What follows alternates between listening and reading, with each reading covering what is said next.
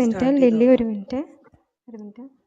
അല്ല, അച്ഛൻ invite accept okay ചെയ്തിട്ട് അച്ഛൻ ഇപ്പൊ ഓക്കെ ഓക്കെ സംസാരിക്കാൻ ശരി പറ്റില്ല. ശരി ശരി okay. A warm good evening to one and all. നല്ലൊരു സായം സന്ധ്യയിലേക്ക് ഏവരെയും കർത്താവായ ഈശോമിശിഹായുടെ നാമത്തിൽ സ്വാഗതം ചെയ്യുന്നു. നമ്മുടെ കാത്തലിക് ക്ലബ്ബിൽ ഇന്ന് ഷെഡ്യൂൾ ചെയ്യപ്പെട്ടിരുന്ന പ്രോഗ്രാം ഇവിടെ ആരംഭിക്കുകയാണ്. എല്ലാവരും നമ്മുടെ റൂം മാക്സിമം ഷെയർ ചെയ്യുക. മാക്സിമം നമ്പർ ഓഫ് പാർട്ടിസിപ്പേഷൻ ഉണ്ടാകാൻ എല്ലാവരും സഹകരിക്കുക. ഈശ്വര വിശ്വാസവും നിരീശ്വരവാദവും എന്ന വിഷയത്തിൽ അക്കാഡമിക് ലെവലിലുള്ള ഒരു സൗഹൃദ ചർച്ചയാണ് കാത്തലിക് ക്ലബ്ബ് ഇന്നിവിടെ സംഘടിപ്പിച്ചിട്ടുള്ളത്. അനേകരുടെ ഹൃദയത്തിൽ വെളിച്ചമാവാൻ ഈ ഡിസ്കഷൻ ഉപകരിക്കട്ടെ എന്ന് ആശംസിക്കുന്നു. അതിനായി സർവേശ്വരൻ്റെ അനുഗ്രഹത്തിനായി നമുക്ക് പ്രാർത്ഥിക്കാം. വിശുദ്ധ ബൈബിളിൽ സുഭാഷിതങ്ങളുടെ പുസ്തകം 3-ാം അധ്യായം 6-ാം വാക്യം ഇപ്രകാരം പറയുന്നു: നിന്റെ എല്ലാ പ്രവർത്തികളും ദൈവവിചാരത്തോടെ ആകട്ടെ, അവിടുന്ന് നിനക്ക് വഴി തെളിച്ചു തരും. ഓപ്പണിംഗ് പ്രയറിനായി ജിൻഡോ ബ്രദറിനെ ക്ഷണിച്ചുകൊള്ളുന്നു. പിതാമ്പുതനും പരിശുദ്ധാത്മാവേ തൃത്വൈക ദൈവമേ, ഇന്നേ ദിവസം ഈ മുറിയിലേക്ക് കടന്നു വരുന്ന ഓരോ വ്യക്തികളെയും അങ്ങ് അനുഗ്രഹിക്കണമെന്ന് പ്രാർത്ഥിക്കുന്നു. പ്രത്യേകമായി ഓരോ മക്കളുടെയും ഹൃദയങ്ങളിലെ ജ്ഞാനം പ്രകാശിപ്പിക്കണമേ. വിശുദ്ധ പൗലോസ് റോമാക്കാർക്ക് എഴുതിയ ലേഖനം 1-ാം അധ്യായം 20-ാം തിരുവചനം: ലോക സൃഷ്ടി മുതൽ ദൈവത്തിന്റെ അദൃശ്യ പ്രകൃതി, അതായത് അവിടുത്തെ അനന്ത ശക്തിയും ദൈവത്വവും സൃഷ്ട വസ്തുക്കളിലൂടെ സ്പഷ്ടമായി അറിഞ്ഞിട്ടുണ്ട്. അതുകൊണ്ട് അവർക്ക് ഒഴികഴിവില്ല. ഈ വലിയൊരു ജ്ഞാനത്തിന്റെ അഭിഷേകം, വചനത്തിന്റെ അഭിഷേകം ഓരോ മക്കളിൽ നിന്നറിയണമേ. കടന്നു വരുന്ന ഓരോ വ്യക്തികളിലും പരിശുദ്ധാത്മാവ് പ്രവർത്തിക്കട്ടെ. ഇന്നേ ദിവസം വൈദികരുടെ കൂടെ ആയിരിക്കുമ്പോൾ പരിശുദ്ധാത്മാവിന്റെ വലിയ അഭിഷേകം ഞങ്ങൾ നിറയപ്പെടട്ടെ എന്ന് പ്രാർത്ഥിക്കുന്നു. പരിശുദ്ധ അമ്മയെ, മാതാവെ, അമ്മയുടെ ഉന്നതത്തിലേക്ക് സമർപ്പിക്കുന്നു. നന്മ നിറഞ്ഞ മറിയമേ, സ്വസ്തി, കർത്താവ് അങ്ങയോടുകൂടെ സ്ത്രീകളിൽ അങ്ങ് അനുഗ്രഹിക്കപ്പെട്ടവളാകുന്നു. അങ്ങയുടെ ഉദരത്തിൻ ഫലമായി ഈശോ അനുഗ്രഹിക്കപ്പെട്ടവനാകുന്നു. പരിശുദ്ധ മറിയമേ, തമ്പുരാന്റെ അമ്മേ, പാപികളായ ഞങ്ങൾക്ക് വേണ്ടി എപ്പോഴും ഞങ്ങളുടെ മരണസമയത്തും തമ്പുരാനോട് അപേക്ഷിച്ചു കൊള്ളണമേ. ആമേൻ. പിതാവിനും പുത്രനും പരിശുദ്ധാത്മാവിനും സ്തുതി, അതിലെ പോലെ എപ്പോഴും എന്നേക്കും. ആമേൻ. Thank you, Gendo brother. I invite Carolyn for the welcome speech. ഈശ്വര വിശ്വാസവും എന്നതാണല്ലോ ഇന്ന് ചർച്ചയ്ക്കെടുത്തിരിക്കുന്ന നമ്മുടെ വിഷയം. സാമാന്യമായി പറഞ്ഞാൽ ദൈവം, ദേവത, ബ്രഹ്മം, സ്വർഗം, നരകം, ആത്മാവ്, സാത്താൻ തുടങ്ങിയ കാര്യങ്ങൾ നിരാകരിക്കുന്ന വിശ്വാസമോ ദർശനമോ ആണ് നിരീശ്വരവാദം. ഈശ്വരനുണ്ട് എന്നും എല്ലാറ്റിൻ്റെയും നിയാമകനും രക്ഷിതാവുമാണ് ഈശ്വരൻ എന്നുള്ള ഉറപ്പായ വിശ്വാസമാണ് ഈശ്വരവിശ്വാസം. ക്രിസ്തീയ വിശ്വാസം എന്നത് അടിസ്ഥാനമില്ലാത്ത കേവല ജൽപ്പനമല്ല, മറിച്ച് വിശ്വസനീയമായ അടിത്തറയിൽ ആരംഭിക്കുന്ന, എന്നാൽ ആ അറിവിനും അപ്പുറത്ത് നിൽക്കുന്ന സമർപ്പണ മനോഭാവമാണ്. വെളിപ്പെടുത്തപ്പെട്ടവയിൽ അടിത്തറയിട്ട് വെളിപ്പെടുത്തിയവൻ വാഗ്ദാനം ചെയ്ത കാണപ്പെടാത്തവയിൽ പ്രത്യാശിക്കുന്ന സമർപ്പണ മനോഭാവം. തൻ്റെ ഉയർപ്പിനെ സംശയിച്ച തോമാസ് ലിഹായോട് ഈശോ പറയുന്നത് ഇപ്രകാരമാണ്: നീ കണ്ടതുകൊണ്ട് വിശ്വസിച്ചു, കാണാതെ തന്നെ വിശ്വസിക്കുന്നവർ ഭാഗ്യവാന്മാർ. ക്രിസ്തീയ വിശ്വാസത്തിന് നേരിട്ടുള്ള അറിവിൻ്റെ തലത്തിനും അപ്പുറത്ത് ഒരു തലമുണ്ട് എന്ന് ഈ വചനങ്ങൾ സ്പഷ്ടമാക്കുന്നു. നമ്മുടെ കാത്തലിക് ഗ്രൂപ്പിൽ ചർച്ച ചെയ്യപ്പെട്ടു പോന്നിരുന്ന വിഷയങ്ങൾ പ്രധാനമായും theology, church history, biblical explanations and Christianity മുതലായവയാണ്.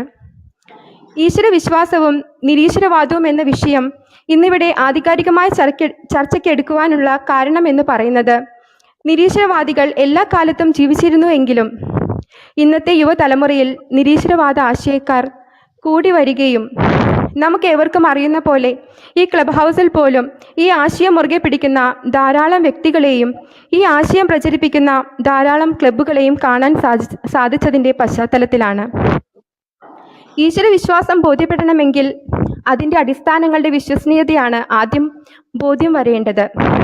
ക്രിസ്തീയ വിശ്വാസം സത്യമാണെന്ന് സഭ പഠിപ്പിക്കുന്നതിൻ്റെ കാരണം ഈ അടിസ്ഥാനങ്ങളുടെ വിശ്വസനീയതയിലുള്ള ബോധ്യമാണ്. ആ ബോധ്യമുള്ളിടത്തോളം കാലം ഒരു വിശ്വാസിയും തൻ്റെ വിശ്വാസത്തെ കണ്ണടച്ച് വിശ്വസിക്കുന്നതായി കരുതേണ്ടതില്ല. യേശു ചരിത്രത്തിൽ രേഖപ്പെടുത്തപ്പെട്ട വിശ്വസനീയമായ സാക്ഷ്യമുള്ള ദൈവാവതാരമാണ്. കാത്തലിക് ഗ്രൂപ്പ് ഈ ചർച്ചയിലൂടെ ലക്ഷ്യം വെക്കുന്നതും ഈ ഒരു ആശയം നമ്മുടെ ശ്രോതാക്കളിലേക്ക് എത്തിക്കുക എന്നതാണ്. പരിശുദ്ധാത്മാവ് ഏവരെയും അതിനായി സഹായിക്കട്ടെ എന്ന് ആശംസിച്ചുകൊണ്ട് സ്വാഗതം ചെയ്യുക എന്ന കർത്തവ്യത്തിലേക്ക് ഞാൻ കടക്കുകയാണ്. കാത്തലിക് ഗ്രൂപ്പിൻ്റെ പ്രത്യേക ക്ഷണം സ്വീകരിച്ച് മുഖ്യ പ്രഭാഷകനായി നമ്മുടെ ഗ്രൂപ്പിൽ ജോയിൻ ചെയ്തിട്ടുള്ള നമ്മുടെ ഇന്നത്തെ പ്രധാന അതിഥി റെവറൽ ഫാദർ ഡോക്ടർ അഗസ്റ്റിൻ തോമസ് പാംപ്ലാനിയാണ്. It's of great honor and pride to invite our guest of the day, Reverend Father Dr. Augustine Thomas Pamplani. He is a renowned biblical scholar and theologian who got 2 doctorate degrees from the Open International University of Colombo and Dublin City University, Ireland. A guiding soul and a mentor of thousands of disciples in his career as a teacher and as a speaker for the last 22 years. He is an accomplished author of 9 books and several other articles. We are indeed blessed to have with us a man of letters and genius. With immense pleasure and pride, I cordially invite Reverend Father Dr. Augustine Thomas Pamplani to this program. Welcome, dear Father. അടുത്തതായി സ്വാഗതം ആശംസിക്കാനുള്ളത് Catholic ഗ്രൂപ്പിന്റെ സാരഥിയായ ജിൻഡോ ബ്രദറിനെയാണ്.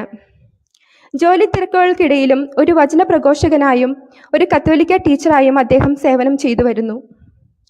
ഔപചാരികതയുടെ ആവശ്യമില്ലെങ്കിൽ കൂടിയും ജിൻഡോ ബ്രദറിനെ ഇന്നത്തെ ഈ പ്രോഗ്രാമിലേക്ക് സ്നേഹത്തോടെ സ്വാഗതം ചെയ്യുന്നു. തുടർന്ന് സ്വാഗതം ആശംസിക്കേണ്ടത് ഇവിടുത്തെ മോഡറേറ്റേഴ്സിനെയാണ്. കാത്തലിക് ക്ലബിൻ്റെ എല്ലാ മോഡറേറ്റേഴ്സിനെയും അഡ്മിൻസിനെയും ഈ പ്രോഗ്രാമിലേക്ക് സ്വാഗതം ചെയ്തുകൊള്ളുന്നു. ഒരു ക്ലബിൻ്റെ അവിഭാജ്യ ഘടകം എന്ന് പറയുന്നത് ക്ലബിൻ്റെ മെമ്പേഴ്സ് തന്നെയാണ്. കാത്തലിക് ഗ്രൂപ്പിലുള്ള ഞങ്ങളുടെ എല്ലാ ക്ലബ് മെമ്പേഴ്സിനെയും ഈ പ്രോഗ്രാമിലേക്ക് വളരെ സ്നേഹത്തോടെ സ്വാഗതം ചെയ്തുകൊള്ളുന്നു. At last but not the least, സ്വാഗതം ആശംസിക്കാനുള്ളത് പുതിയതായി നമ്മുടെ കാത്തലിക് ക്ലബിലേക്ക് കടന്നു വന്നിട്ടുള്ള സുഹൃത്തുക്കളെയാണ്. നിങ്ങളെല്ലാവരെയും ഈ പ്രോഗ്രാമിലേക്ക് സഹർഷം സ്വാഗതം ചെയ്തുകൊള്ളുന്നു. ഒരിക്കൽ കൂടി ഇവിടെ വന്നു ചേർന്നിട്ടുള്ള എല്ലാവരെയും എൻ്റെ പേരിലും കാത്തലിക് ക്ലബിൻ്റെ പേരിലും ഇവിടുത്തെ മോഡറേറ്റേഴ്സിൻ്റെ പേരിലും സ്വാഗതം ആശംസിച്ചുകൊണ്ട് നിർത്തുന്നു. Thank you. ഇൻട്രൊഡക്ഷൻ സ്പീച്ചിനായിട്ട് ലിലി സിസ്റ്റർ ക്ഷണിച്ചുകൊള്ളുന്നു. Thank you Caroline. അച്ഛ ഈശോമിശിഹായ്ക്ക് സ്തുതിയായിരിക്കട്ടെ ആൻഡ് വെൽക്കം എവ്രിബഡി. എനിക്ക് അച്ഛനാണ് വളരെ ബ്യൂട്ടിഫുൾ ആയിട്ടുള്ള ഒരു സെഷൻ ആയിരിക്കും.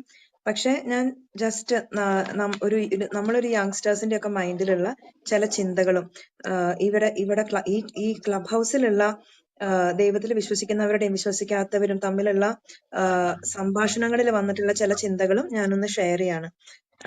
എന്റെ മനസ്സിലുള്ള ചിന്തകളും ഈ ഒരു തീസം ആൻഡ് എത്തീസം സംബന്ധിച്ച്. അപ്പോ നമ്മള് മനുഷ്യര് നമ്മൾ വെറുതെ ജീവിക്കല്ല, വി സെർച്ച് ഫോർ മീനിങ്. ആ ഒരു സെർച്ച് ഫോർ മീനിങ് അത് ഇന്നും ഇന്നലെയുമല്ല, ഈ മനുഷ്യരാശി തുടങ്ങിയ കാലം തൊട്ടുണ്ട്. അപ്പൊ ഈ സെർച്ച് ഫോർ മീനിങ് ഒരു പക്ഷെ പണ്ട് ഒരു പ്രീ ഹിസ്റ്റോറിക് ഏജസിലെല്ലാം ഫിസിക്കൽ തിങ്സ് അതെന്താണെന്ന് മനസ്സിലാവാത്തപ്പോ ഒരു പക്ഷെ അതിലൂടെ അവര് ദൈവത്തെ അന്വേഷിച്ചിരുന്നു. അപ്പോ എന്തോ ഒരു അൾട്ടിമേറ്റിലേക്കുള്ള സെർച്ച് ആദ്യം മുതലേ ഉണ്ടായിരുന്നു. അത് ആ സെർച്ച് കറക്റ്റ് ആയിട്ട് എത്തിയെന്ന് നമുക്ക് പറയാൻ പറ്റില്ല, ആദ്യം മുതലേ അല്ല. പക്ഷെ ആ ഒരു സെർച്ച് ഉണ്ടായിരുന്നു. പിന്നീട് ഇന്ന് ഒരു പക്ഷെ ഈ ഫിസിക്കലായി കാണുന്ന എല്ലാ കാര്യങ്ങളുടെയും അർത്ഥവും അതിന്റെ സയന്റിഫിക് എക്സ്പ്ലനേഷൻസും എല്ലാം കിട്ടിയാലും നമ്മൾ ഓരോരുത്തരും we search for the meaning of life itself. നമ്മൾ ഓരോരുത്തരും നമ്മുടെ പേർപ്പസ്, ഒരു പക്ഷെ നമ്മുടെ പാഷൻ, അതെല്ലാം നമ്മൾ സെർച്ച് ചെയ്യുന്നത് ഈ ഒരു മീനിങ്ങിന് വേണ്ടിയിട്ടാണ്. സോ ജോർഡൻ പീറ്റേഴ്സൺ ഒരു ടോക്കിൽ പറയുണ്ടായി, life is not made of matter, it is made of what matters. So ഈ what matters എന്നുള്ളതാണ്. There is a search for meaning, there is a search for something ultimate. അപ്പോ ഈ നമ്മൾ ഈ popular culture നോക്കുകയാണെങ്കിൽ, ഇപ്പൊ നമ്മൾ മൂവീസ് എടുക്കുകയാണെങ്കിൽ ഈ ഒരു പേർപ്പസിനെ എക്സംപ്ലിഫൈ ചെയ്യണതാണ് ഒരുപാട് വളരെ ഫേമസ് ആയിട്ടുള്ള മൂവീസ്. അത് പല രീതിയിലായിരിക്കാം. ഇപ്പൊ ഒരുപാട് ഓസ്കർ വിൻ ചെയ്തിട്ടുള്ള ഒരു മൂവിയാണ് ലോർഡ് ഓഫ് ദ റിങ്സ്. അപ്പൊ അതിലെല്ലാം ഈ പേർപ്പസിനെ എക്സംപ്ലിഫൈ ചെയ്ത് കാണിക്കുന്നുണ്ട്. അതായത് ആ ഒരു purpose, striving for the good thing, ആ ഒരു പേർപ്പസ് എന്താണെന്നിട്ട് ആ purpose finally destroying the ring. The ring is A simple of evil. അപ്പൊ ആ ഒരു good and evil and the good Triumph's over evil. അപ്പൊ അങ്ങനെ ഒരു കാഴ്ചപ്പാട്, അതിനോടുള്ള ഒരു ആവേശം നമ്മുടെ ഓരോരുത്തരുടെയും ഉള്ളിലുണ്ട്. അപ്പോ ഒരുപക്ഷെ നിരീശ്വരവാദികളായി മാറുന്നത് വരെ ആ റിയൽ ആയിട്ടുള്ള ഇതാണോ സത്യം, ഇതാണോ ട്രൂ, ഇതാണോ ആക്ച്വൽ മീനിങ് എന്നതിനെ പ്രതി തന്നെ ആയിരിക്കാം ആൾക്കാർ റിലീജിയൻ വിട്ടുപോകുന്നത് വരെ. ആ ഒരു മീനിങ്ങിനോടുള്ള ഒരു സെർച്ച് നമുക്കുണ്ട്. ആ സെർച്ച് ഏറ്റവും ബ്യൂട്ടിഫുള്ളും ആണ്. പിന്നെ വൺസ് അഗൈൻ ഒരുപാട് യങ്സ്റ്റേഴ്സ് ആയതുകൊണ്ട് ഞാനൊരു പോപ്പുലർ കൾച്ചറിൽ ഊന്നി സംസാരിക്കുകയാണ്. We have classic movies like the good, the bad and the ugly. So again, what is good, what is bad? അപ്പോ ആ ഒരു കോൺസെപ്റ്റിന് അത്രയും ഒരു പവർ ഉണ്ട്. കാരണം നമ്മൾ ഓരോരുത്തരും അത് സെർച്ച് ചെയ്യാണ്. പിന്നെ അതും കഴിഞ്ഞിട്ട് നമ്മൾ വളരെ സിമ്പിൾ ആയിട്ട് സൂപ്പർ ഹീറോ മൂവീസ് എല്ലാം എടുത്തോളൂ. Batman, that is a good guy, that is a bad guy. അപ്പോ അങ്ങനെ ചിന്തിക്കുമ്പോ നമ്മളുടെ മനസ്സിലേക്ക് വരുന്നത് ഈ ഗുഡ്നെസ്. അപ്പോൾ ഇത്രയും സ്ട്രോങ് ആയിട്ട് ഒരു ഗുഡ് ഗൈനെയും ഒരു ബാഡ് ഗൈനെയും ഒരു ഗുഡ് ഐഡിയനെയും ഒരു ബാഡ് ഐഡിയനെയും എല്ലാം നമുക്ക് ഒരു മൂവിയിൽ നമ്മൾ പോർട്രേ ചെയ്യുമ്പോൾ അതിന് അത്രയ്ക്കും ഒരു ക്യാച്ചിങ് പവർ ഉണ്ടെങ്കിൽ ഈ അൾട്ടിമേറ്റ് ഗുഡ് എന്താണ്, ഈ അൾട്ടിമേറ്റ് ഗുഡ്നെസ് എന്താണ്, അൾട്ടിമേറ്റ് ട്രൂത്ത് എന്താണ്, അതിനൊരു സോഴ്സ് ഉണ്ടോ? അപ്പൊ അവിടെയാണ് നമ്മൾ ഒരു പക്ഷേ നമ്മൾ ദൈവത്തിലേക്ക് എത്തുന്നത്. അപ്പോൾ അങ്ങനെ ചിന്തിക്കുമ്പോൾ നമ്മൾ ഇന്ന് കാണുന്ന ഈ മെറ്റീരിയൽ വേൾഡ്, ഈ ഫിസിക്കൽ വേൾഡിൽ ഉപരിയായ ഒരു മെറ്റാഫിസിക്കൽ റെൽം ഉണ്ടോ? ഒരു ട്രാൻസെൻഡന്റ് ട്രൂത്ത് ഉണ്ടോ? ട്രാൻസെൻഡന്റ് എന്ന് വെച്ചാൽ it just means higher, something above. അപ്പോൾ നമ്മളുടെ അനുഭവങ്ങളിലൂടെ തിരിച്ചറിയുന്ന ചില ശരിയും തെറ്റിലും ഉപരി ഒരു അൾട്ടിമേറ്റ് ട്രൂത്ത് ഉണ്ടോ? അതെല്ലാമാണ് നമ്മൾ ചിന്തിക്കേണ്ടത്. ആ ചിന്തയിൽ നിന്നാണ് നമ്മൾ ദൈവത്തിലേക്ക് എത്തുന്നതും ഒരു പക്ഷേ ആ യാത്രയിലാണ് നമ്മൾ ദൈവം ഇല്ല എന്ന് ചിന്തിക്കുന്നതും. എനിവേ ആ ഒരു ചിന്ത ശരിയാണ്. ആ ഒരു അൾട്ടിമേറ്റ് ട്രൂത്ത് ഉണ്ടോ, എന്താണ് സത്യം എന്നുള്ള അതിനോടുള്ളൊരു തേടല്. സോ ആ ഒരു ചിന്തയോടുകൂടി ഇവിടെ വന്നിരിക്കുന്ന എല്ലാവരും ആ ഒരു ചിന്തയോടുകൂടിയാണ് വന്നിരിക്കുന്നതെന്ന് വിചാരിക്കുന്നു. പിന്നെ അഗൈൻ പേഴ്സണലി ആൻഡ് എനിക്ക് എന്റെ കൺവിക്ഷൻ ആയിട്ടുള്ള ഒരു കാര്യം കൂടെ പറഞ്ഞ് ഞാൻ അവസാനിപ്പിക്കുകയാണ്. അതായത് ഈ ഡോസ്റ്റോവ്സ്കി ആ ബുക്കിൽ പറഞ്ഞിട്ടുള്ള പോലെ everything is possible if there is no God. ഒരു അൾട്ടിമേറ്റ് ട്രൂത്ത് ഇല്ലെങ്കിൽ, ഒരു അൾട്ടിമേറ്റ് ആയിട്ടുള്ള ഒരു മാനദണ്ഡം ഇല്ലെങ്കിൽ പിന്നെ എന്തും ആവാം. പിന്നെ എന്ത് വേണമെങ്കിലും ശരിയാണ് തെറ്റാണെന്ന് പറയാം. ഒരു മെറ്റീരിയൽ പ്രോസ്പെരിറ്റിക്ക് വേണ്ടിയാണ് നമ്മൾ ശരിയും തെറ്റും തീരുമാനിക്കുന്നതെങ്കിൽ പിന്നെ ആ ശരിയും തെറ്റും എന്തും ആവാം. പക്ഷെ ഒരു അൾട്ടിമേറ്റ് ഗുഡ് ഉണ്ടെങ്കിൽ അവിടെ ശരിയും തെറ്റും ഒരുപാട് ഒരുപാട് ഒരുപാട് ക്ലാരിറ്റിയിലാണ് അവിടെ നിശ്ചയിക്കപ്പെടുന്നത്. അപ്പൊ ഇത്രയ്ക്കൊക്കെയാണ് ഇൻ ജനറൽ ഈ ഒരു തീസം ആൻഡ് ഏത്തീസം എന്നുള്ളതിനെ പറ്റിയിട്ടുള്ള ഒരു ഇൻട്രൊഡക്ഷൻ തോട്ടായിട്ട് എനിക്ക് ഷെയർ ചെയ്യാനുള്ളത്. Thanks for the opportunity. അച്ഛ, ഓവർ ടു യു, അച്ഛന്റെ സെഷൻ. Thank you everybody. എന്നെ ഈ സെഷനിലേക്ക് ക്ഷണിച്ച ബിനോയ്, സ്വാഗതം ആശംസിച്ച കാരലിൻ, ആമുഖം പറഞ്ഞ ലിറ്റി, ഇവരോട് എല്ലാവരോടും ഹൃദയപൂർവ്വം നന്ദി അറിയിക്കുന്നു. ക്ലബ് ഹൗസിൽ കുറച്ചു നാളായിട്ട് അത്ര സജീവമല്ലായിരുന്നു. അതിനു മുമ്പ് കുറെ സെഷൻസ് നടത്തിയിട്ടുണ്ട്. വീണ്ടും ഈ ഭാഗത്തേക്ക് മടങ്ങി വരുന്നതിൽ അതിയായ സന്തോഷം. ഇതിനുവേണ്ടി ഇനീഷ്യേറ്റീവ് എടുത്ത കാത്തലിക് ക്ലബിന്റെ സംഘാടകരെ അനുമോദിക്കുന്നു, ഹൃദയപൂർവ്വം നന്ദി പറയുന്നു. അതിനുപരി നിങ്ങൾ ഇന്നത്തെ പ്രഭാഷണത്തിന് വേണ്ടി തിരഞ്ഞെടുത്തിരിക്കുന്ന വിഷയം വളരെ കാലികവും അവസരോചിതവുമാണ്. അതിന്റെ പ്രസക്തിയും കാര്യങ്ങളും ഒക്കെ ആമുഖത്തില് ഭംഗിയായിട്ട് അവതരിപ്പിച്ചല്ലോ, ഞാൻ ആവർത്തിക്കുന്നില്ല. നമുക്ക് നേരിട്ട് വിഷയത്തിലേക്ക് പ്രവേശിക്കാമെന്ന് വിചാരിക്കുകയാണ്. നിരീശ്വരത്വം അഥവാ ഈശ്വര നിഷേധം പല രീതിയിലുണ്ട്. മുഖ്യമായും നമ്മുടെ ആധുനിക കാലഘട്ടത്തിൽ ശാസ്ത്രത്തിന്റെ ചുവട് പിടിച്ചുകൊണ്ടാണ് നിരീശ്വരത്വം പൊതുവെ പ്രചരിപ്പിക്കപ്പെടുന്നത്. ശാസ്ത്രീയ നിരീശ്വരത്വമായിരിക്കും ഇന്നത്തെ എന്റെ പ്രഭാഷണത്തിന്റെ മുഖ്യ പ്രമേയം. സമയം അനുവദിക്കുന്നത് പോലെ നമുക്ക് താത്വികമായിട്ടുള്ള ചർച്ചകളിലേക്ക് നീങ്ങാവുന്നതാണ്. നിങ്ങൾക്ക് സംഘാടകർക്ക് താല്പര്യമാണെങ്കിൽ തുടർന്നുള്ള പിന്നീട് വരുന്ന നാളുകളിൽ നമുക്ക് നിരീശ്വരത്വത്തിന്റെ തന്നെ കൂടുതൽ ദാർശനിക മാനങ്ങളും മറ്റും കൂടുതൽ ആഴത്തിൽ വിചിന്തനം ചെയ്യുന്നതിന് എനിക്ക് താല്പര്യം സന്നദ്ധതയുമേ ഉള്ളൂ. ഞാന് ആദ്യമായിട്ട് ഇന്നത്തെ നമ്മുടെ പ്രഭാഷണത്തിൽ ഞാൻ ശാസ്ത്രീയ നിരീശ്വരത്വത്തെ 3-4 പ്രമേയങ്ങളുടെ അടിസ്ഥാനത്തിൽ സമീപിക്കാൻ ആഗ്രഹിക്കുകയാണ്. ഒന്നാമതായിട്ട് ജീവശാസ്ത്രത്തിൽ നിന്ന്, പ്രത്യേകിച്ച് പരിണാമ സിദ്ധാന്തവും വിശ്വാസവും അഥവാ അവിശ്വാസവും എപ്രകാരമാണ് പരിണാമത്തിന്റെ അന്തർധാരകൾ. തുടർന്ന് സമീപകാല പ്രപഞ്ച വിജ്ഞാനീയത്തിൽ നിന്ന്, മോഡേൺ കോസ്മോളജിയിൽ നിന്ന് യുക്തിപരമായിട്ട് നമുക്ക് സ്വാംശീകരിക്കാൻ സാധിക്കുന്നത് നിരീശ്വരത്വമാണോ, ഈശ്വരവിശ്വാസത്തിന് ഉപോത്ബലകമായിട്ടുള്ള ഘടകങ്ങളാണോ? മൂന്നാമതായിട്ട് അതോടൊപ്പം ഫിസിക്കൽ സയൻസിൽ നിന്നുള്ള ചില കാഴ്ചപ്പാടുകളായിരിക്കും. മോഡേൺ സയന്റിഫിക് ഡെവലപ്മെന്റ്സ് ആയ ക്വാണ്ടം തിയറി, ആപേക്ഷിക സിദ്ധാന്തം, കയോസ് സിദ്ധാന്തം, ഇവയുടെയൊക്കെ ചില ദാർശനികമായ അന്തർധാരകള് ഈശ്വരവിശ്വാസത്തിലേക്ക് എന്തെങ്കിലും രീതിയിൽ വിരൽ ചൂണ്ടുന്നുണ്ടോ, അഥവാ ഈശ്വരവിശ്വാസത്തെ നിഷേധിക്കുന്നതാണോ? നാലാമതായിട്ട് അവസാനമായിട്ട് brain sciences, neuro science, neuro religion, neuro philosophy, neuro ethics മുതലായവയൊക്കെ ഇന്ന് വളരെ പ്രസക്തമായിരിക്കുന്ന മേഖലകളാണ്. ഇവയുടെ ചുവട് പിടിച്ചുകൊണ്ട് പ്രസക്തമായ കുറച്ച് കാര്യങ്ങൾ ചർച്ച ചെയ്യാൻ വിചാരിക്കുകയാണ്. എനിക്ക് ഏകദേശം എത്ര സമയമുണ്ട് എന്ന് ആരെങ്കിലും ഒന്ന് തുടക്കത്തിൽ അല്പം വിളിച്ചിട്ടുണ്ടെങ്കിൽ തരാമോ?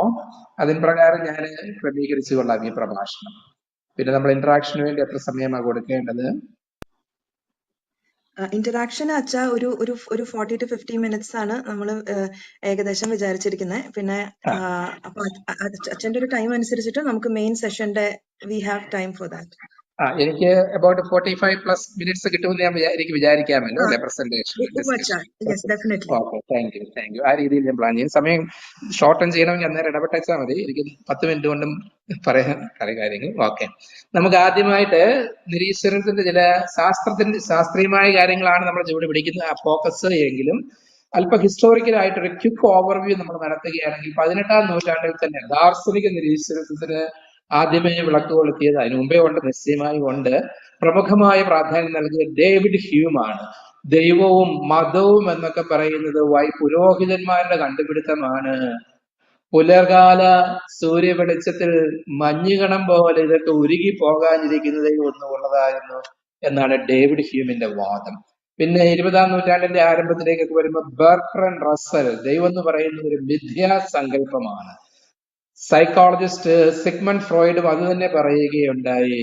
ഇതൊക്കെ മനോരോഗിയായ മനുഷ്യന്റെ സ്വപ്നങ്ങൾ മാത്രമാണ് ദൈവം എന്നൊക്കെ പറയുന്നത് എന്ന് പറയും. ജാക്കസ് മൊണാർഡ് തുടങ്ങിയ മെറ്റീരിയലിസ്റ്റുകള് സയന്റിസം ആയിരുന്നു, പ്രത്യേകിച്ച് 16 മുതൽ 19 വരെ ഉണ്ടായിരുന്ന നൂറ്റാണ്ടുകളുടെ പ്രത്യേകത എന്ന് പറയുന്നു.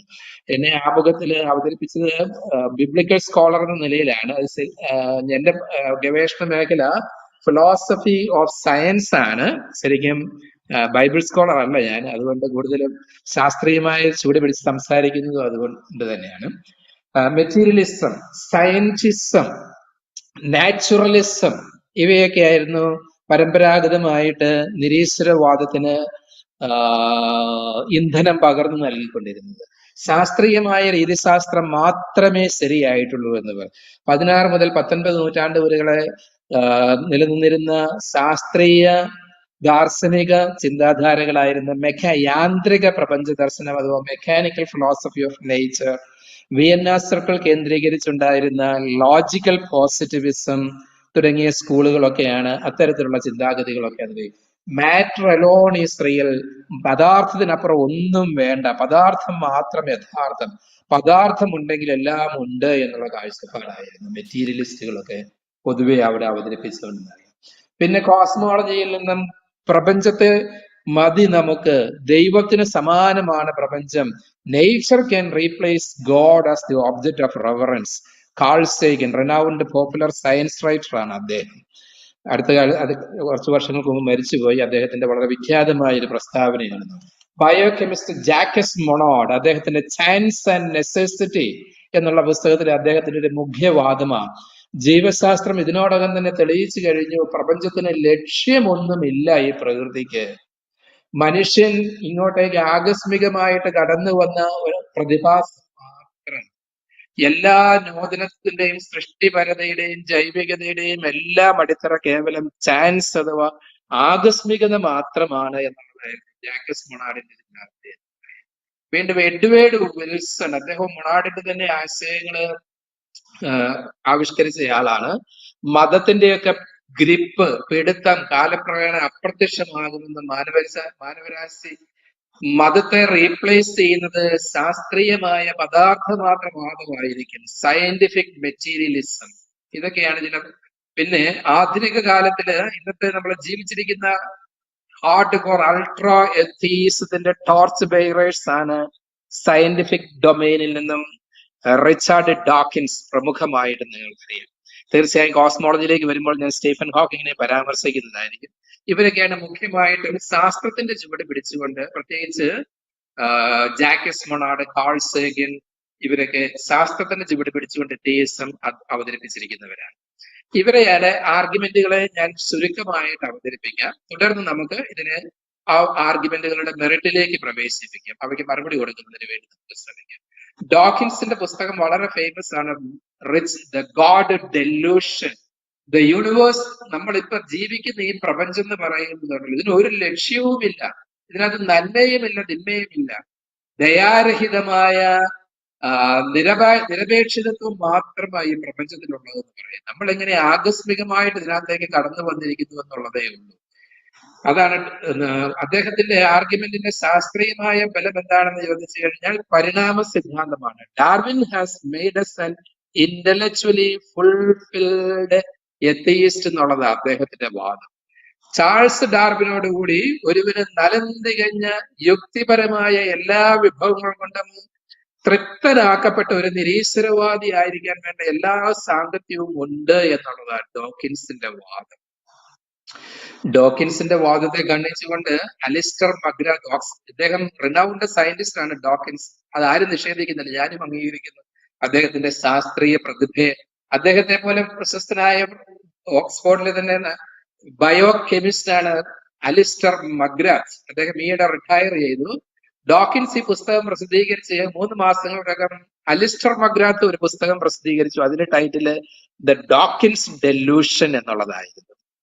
3 മാസമേ അദ്ദേഹത്തെ പോലെ ഒരു അക്കാഡമീഷ്യൻ പ്രസിദ്ധീകരിക്കാൻ വേണ്ടി വന്നുള്ളൂ. കാരണം ഒന്ന് ശ്രദ്ധിക്കേണ്ട കാര്യം, ബെസ്റ്റ് സെല്ലറായിട്ട് ആമസോണിലും മറ്റ് ദീർഘകാലം ഈ പുസ്തകം നിലനിന്നിരുന്നെങ്കിലും അന്താരാഷ്ട്ര അക്കാഡമിക് ജേണലുകളിൽ നിന്നും ഡോക്കിൻസിന്റെ പ്രശസ്തമായ ഗോഡ് ഡെലൂഷന്റെ ഒരു റിവ്യൂ പോലും പ്രസിദ്ധീകരിച്ചിട്ടില്ല.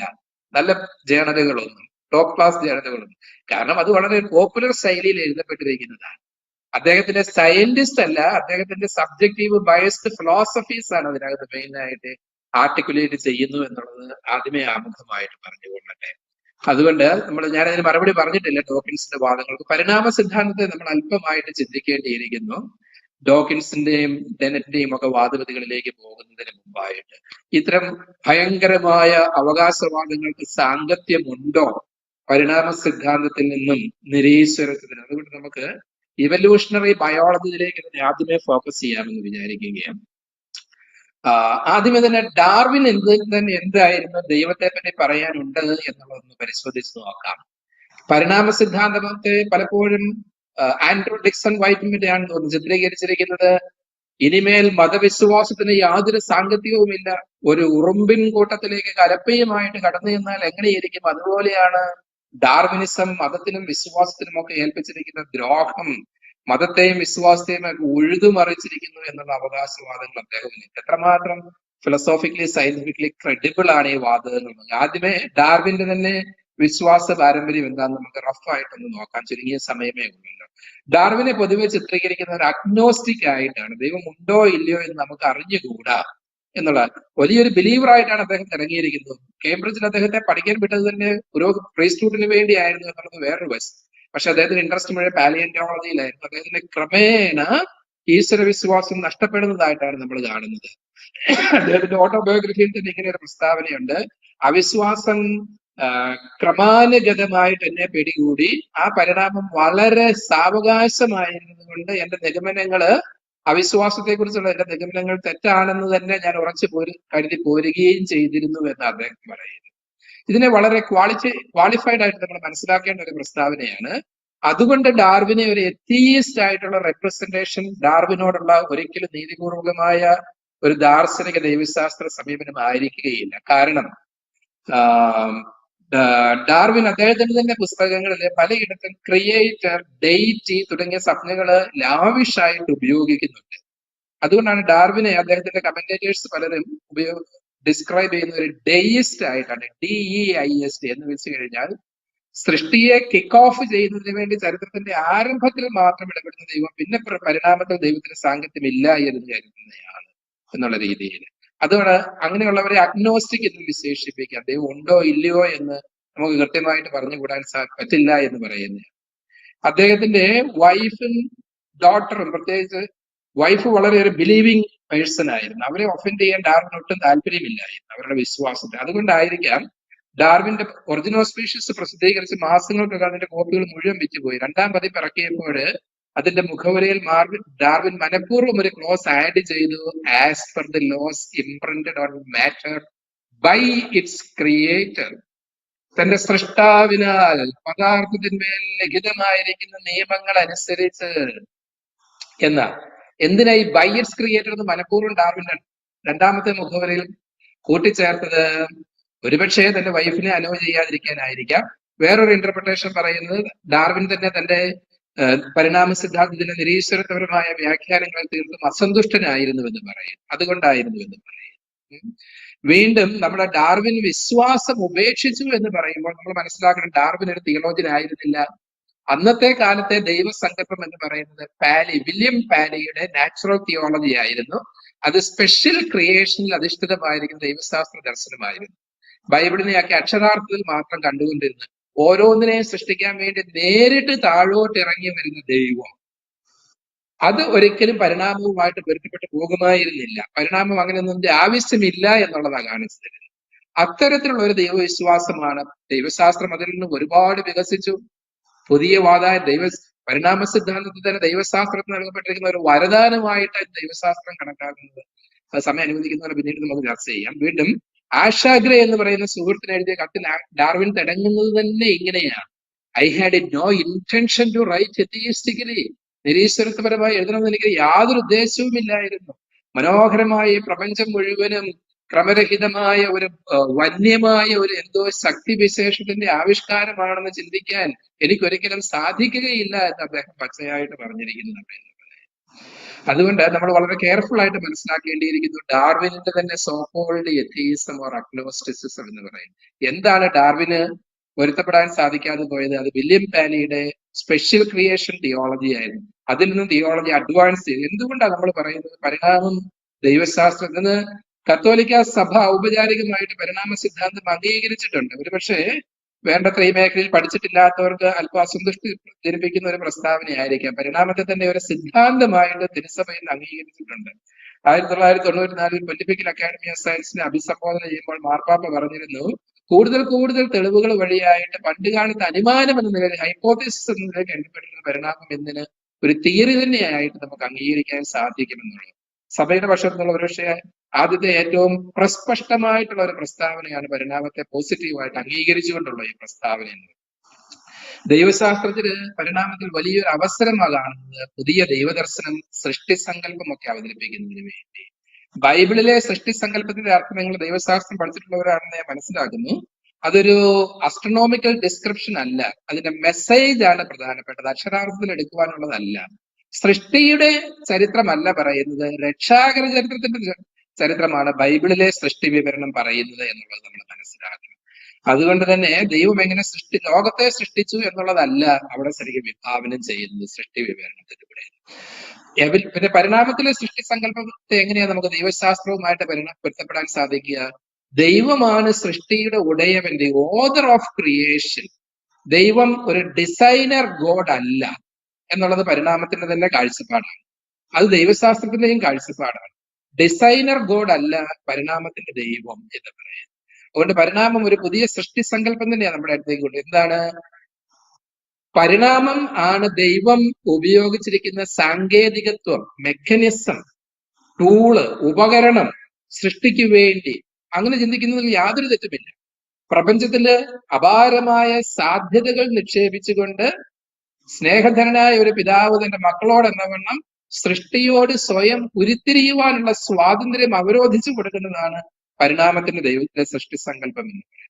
അതാണ് യൂണിവേഴ്സ് റിച്ച്ലി എൻഡോവ്ഡ് എന്നുള്ള മെറ്റഫറ വൈറ്റ് ഹെഡിനെ പോലെയുള്ള ഫിലോസഫേഴ്സ്. ഇവരാരും കാത്തലിക് തിയോളജിയൻസ് ഒന്നും അല്ല കേട്ടോ, സെക്യുലർ തിങ്കേഴ്സ് ആണ്. ഒരു പരിധിവരെ നോൺ തീയിസ്റ്റുകളാണ് വൈറ്റ് ഹെഡിനെ പോലെയുള്ളവർ. അവര് പറയുന്ന മെറ്റഫറുകളാണ്. പരിണാമത്തില് ദൈവം ഉണ്ടാവുകയോ ഇല്ലാതിരിക്കുകയോ ചെയ്യട്ടെ, പക്ഷേ പരിണാമത്തില് പ്രപഞ്ചത്തിന്റെ അപാരമായ സാങ്കത്യമുണ്ടെന്നുള്ളതാണ്. പ്രകൃതിയെ പറ്റിയുള്ള ഒരു പുതിയ നൂതനത്വം, പ്രകൃതിയുടെ സൃഷ്ടിപരത പരിണാമം അടിവരയിടുന്നു എന്നുള്ളതാണ്.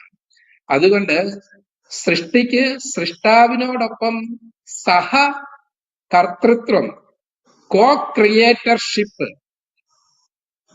അനുവദിച്ചു കൊടുക്കുന്ന ഒരു സൃഷ്ടാവിനെയാണ് പരിണാമത്തിന്റെ സൃഷ്ടാവായിട്ട് കണക്കാക്കേണ്ടത് എന്നുള്ളതാണ്. പ്രപഞ്ചത്തിന്റെ സെൽഫ് ക്രിയേറ്റിവിറ്റി, സ്വമേധയാ ഉള്ള പ്രത്യുൽപ്പന്ന പരത, അത് വളരെ പ്രധാനപ്പെട്ടതാണ്. അതാണ് പരിണാമത്തിന്റെ സൃഷ്ടി എന്നുള്ളതാണ്. ചിലർ ഒന്നും കൂടി കടത്തി പറയും, പ്രോസസ് തിയോളജിയൻസും ഫിലോസഫേഴ്സും ഒക്കെ. പ്രമുഖ കാത്തലിക് തിയോളജിയനായിരുന്ന കാൾ റാനർ വരെ ആ രീതിയിൽ ചിന്തിച്ചിട്ടുള്ള ആളാണ്. എന്താണ്? ദൈവം പോലും ഇവോൾവ് ചെയ്തു വരുന്ന ഒരു പ്രതിഭാസമായിട്ട് കാണണമെന്നുള്ള. ദൈവം പോലും ഫുള്ളി പെർഫെക്റ്റ് ആണെങ്കിലും ആ പെർഫെക്ഷനുള്ളിൽ തന്നെ ഒരു ചലനാത്മകതയുണ്ട്, ഒരു ഡൈനമിസം ഉണ്ട്. ദൈവം പോലും പൂർണ്ണതയിലേക്ക് കുതിച്ചുകൊണ്ടിരിക്കുകയാണ്, പൂർണ്ണതയിൽ നിന്നും പൂർണ്ണതയിലേക്ക് കുതിക്കുകയാണ്. അത് മനസ്സിലാക്കാൻ അല്പം ബുദ്ധിമുട്ടുള്ള കോൺസെപ്റ്റ് ആണ്. അതിലേക്ക് അത് നമ്മൾ അധികം ഡെവലപ്പ് ചെയ്യേണ്ട ആവശ്യമില്ല.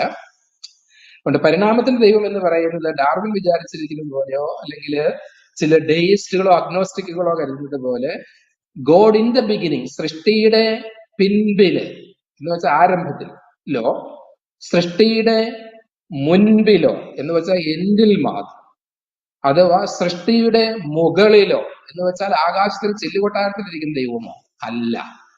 God is neither behind the creation nor with the creation, nor above the creation, but with the creation. സൃഷ്ടിക്ക് മുകളിലോ പിന്നിലോ അല്ല, സൃഷ്ടിയോടൊപ്പം ചരിക്കുന്ന ദൈവത്തെയാണ് പരിണാമത്തിന്റെ ദൈവമായിട്ട് കാണേണ്ടത് എന്നുള്ളതാണ്. പ്രപഞ്ചത്തിന്റെ സൃഷ്ടിപരത, കോ ക്രിയേറ്റർഷിപ്പ് മുതലായവയാണ് പരിണാമത്തിലൂടെ സംഭവിക്കുന്ന സൃഷ്ടിയെ പറ്റി നമ്മൾ മനസ്സിലാക്കേണ്ടിയിരിക്കുന്നത്.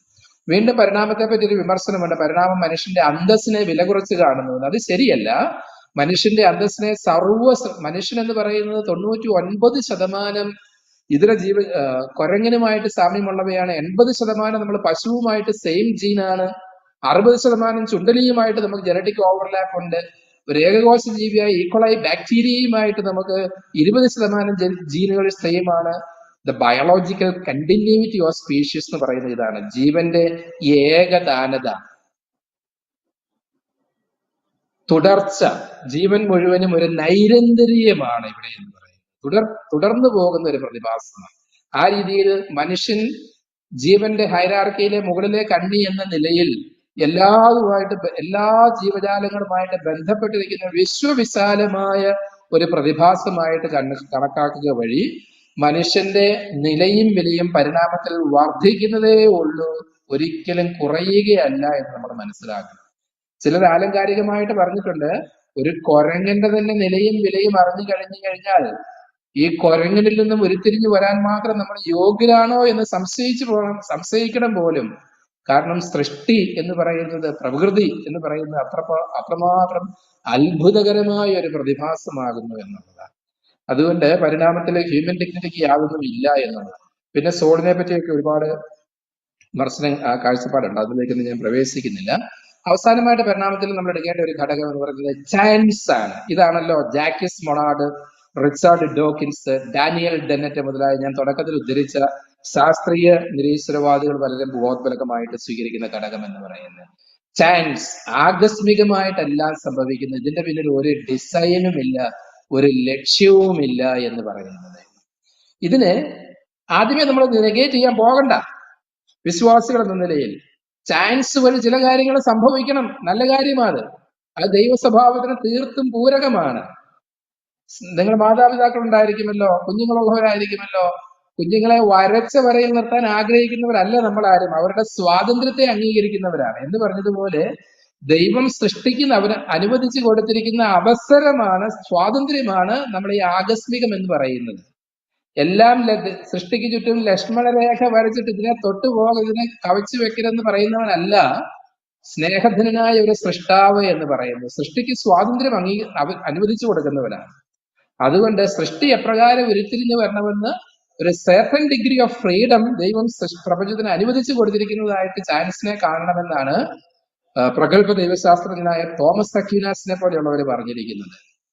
ആർതർ പീകോക്ക് ഓക്സ്ഫോർഡിലെ പ്രഗത്ഭനായ ബയോളജിസ്റ്റ് ആണ്. ഈ നൂറ്റാണ്ടിലെ പ്രഗത്ഭനായ ഒരു ദൈവശാസ്ത്രജ്ഞനും ശാസ്ത്രജ്ഞനുമാണ് അദ്ദേഹം പറയും, ചാൻസ് എന്ന് പറയുന്ന, ആകസ്മികത എന്ന് പറയുന്നത് ദൈവം തന്റെ സൃഷ്ടിപരതയുടെ വിന്യാസത്തിന് വേണ്ടി ഉപയോഗിച്ചിരിക്കുന്ന ഒരു ഉപകരണമായിട്ട് കാണേണ്ടിയിരിക്കുന്നു. പദാർത്ഥത്തിലും പ്രപഞ്ചത്തിലും നിക്ഷേപിച്ചിരിക്കുന്ന സാധ്യതകളുടെ ആവിഷ്കാരത്തിന് വേണ്ടി ദൈവം തന്നെ പ്രപഞ്ചത്തിന് കൊടുത്തിരിക്കുന്ന ഒരു അനുഗ്രഹമാണ്, അഥവാ അവസരമാണ് ചാൻസ് എന്ന് പറയുന്നത്. ഒന്ന്. രണ്ടാമത്തെ റെസ്പോൺസ്, നമ്മൾ ഈ ചാൻസ് എന്ന് പറയുന്നത് തന്നെ എല്ലാം ചാൻസ് ആയിരിക്കണമെന്നില്ല. ഒരു സംഗതി പ്രൊബബിൾ ആണ്, ആക്സിഡന്റൽ ആണ്, ചാൻസ് വഴി സംഭവിക്കുന്നു എന്നൊക്കെ പറയുമ്പോൾ ഒരുപക്ഷെ ഫിലോസഫേഴ്സ് പറയുന്നു നമ്മൾ ഒരു കാര്യം കൂടെ കണക്കിലെടുക്കേണ്ടതുണ്ട്. നമ്മൾ അതിനെ ചാൻസ് എന്ന് വിളിക്കാൻ കാരണം അതിന്റെ പിന്നിലെ കോസിനെ നമ്മൾ ഐഡന്റിഫൈ ചെയ്യാൻ സാധിക്കാത്തത് കൊണ്ടാണ്. കോസിന് മനസ്സിലാകാത്തത് കൊണ്ട് അത് ചാൻസ് ആണെന്ന് നമ്മൾ പറയുന്നത് ആവാം എന്നുള്ളൊരു റെസ്പോൺസ് ഉണ്ട്. മൂന്നാമതായിട്ട്, ഇതാണ് എത്തിയിസ്റ്റുകൾക്കുള്ള ഫിലോസോഫിക്കൽ ആയിട്ടുള്ള റെസ്പോൺസ് പൊതുവെ തത്വശാസ്ത്രത്തിൽ പറയുന്നത്. ചാൻസ് വഴി ഇത്രയും മനോഹരമായ ഈ പ്രപഞ്ചം ഉണ്ടായിരിക്കുന്നു എന്ന് പറഞ്ഞു കഴിഞ്ഞാൽ ആ ചാൻസ് ആരാ? ദൈവത്തിന്റെയും പിതാവാണെന്ന് കണക്കാക്കേണ്ടി വരുമോ? അവർ റെഫ്യൂട്ടേഴ്സ് ചോദിക്കുന്ന ചോദ്യം ഇതാണ്: ലോകം ഉണ്ടായിട്ട് 1400 കോടി വർഷങ്ങളായി. ഈ 1400 കോടി വർഷങ്ങളില് ആയിട്ട് നിങ്ങൾ 1000 കുരങ്ങന്മാരെ സെലക്ട് ചെയ്തിട്ട് അവരെ എല്ലാം ഓരോ ടൈപ്പ് റൈറ്റർ ഏൽപ്പിച്ചു കൊടുക്കുക. അവന്മാരോട് ചുമ്മാ ഇരുന്ന് വർക്ക് ചെയ്യാൻ പറയുക, അവർക്ക് ഇഷ്ടമുള്ളത് ടൈപ്പ് ചെയ്തോളാൻ.